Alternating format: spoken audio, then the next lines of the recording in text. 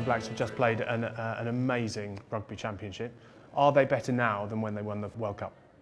Yeah, I'd like to think so. I think there's what they've done is they haven't had a big, massive exodus of players here. I think the continuity of the team and the squad has sort of maintained itself, and I think that's important for the guys.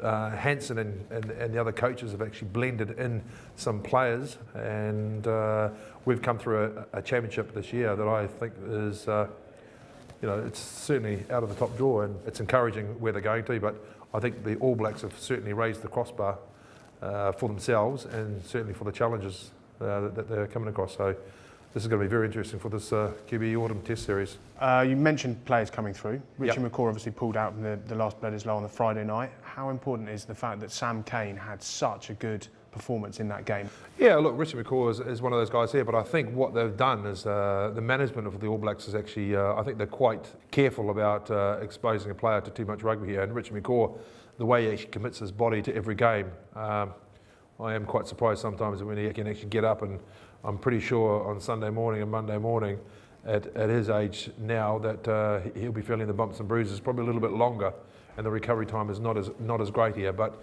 it's fantastic having Sam Cane. It's really important that they carry this on and places pressure on it.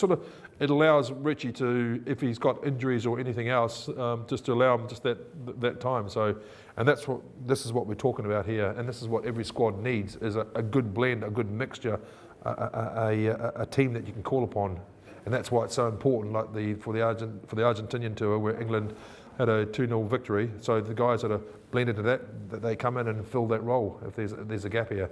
But at the moment, we're blessed with quite a few players in key positions here, and number 7 is that there, and Sam Cane fits the bill. Another key position, 13, Conrad Smith, the latest player to go off on sabbatical. Can the Snake be replaced? The Snake, I still think he's one of the finest rugby players out in New Zealand, one of the great centres, and I think there'll be a huge hole. And but I think that's good. That's once again looking after him as an individual, and he gets a decent rest and a good off season here. So it's up to the young guys that come in and slot in. But I think it was Ben Smith who played. Yeah, Ben Smith, yep. Bledisloe Cup. I mean, he had quite a quiet start to his international career, but has suddenly burst onto the scene in this rugby championship. Top try scorer, record try scorer. Yep. What's changed?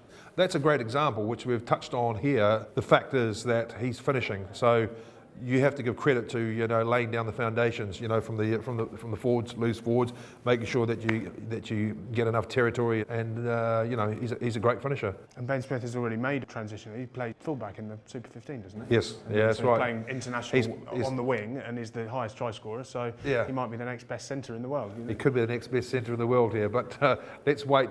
Let's wait and give him a bit of time. They believe in him, and he's proven. The questions have been asked, and Ben Smith is certainly come up trumps on numerous occasions, and against great opposition.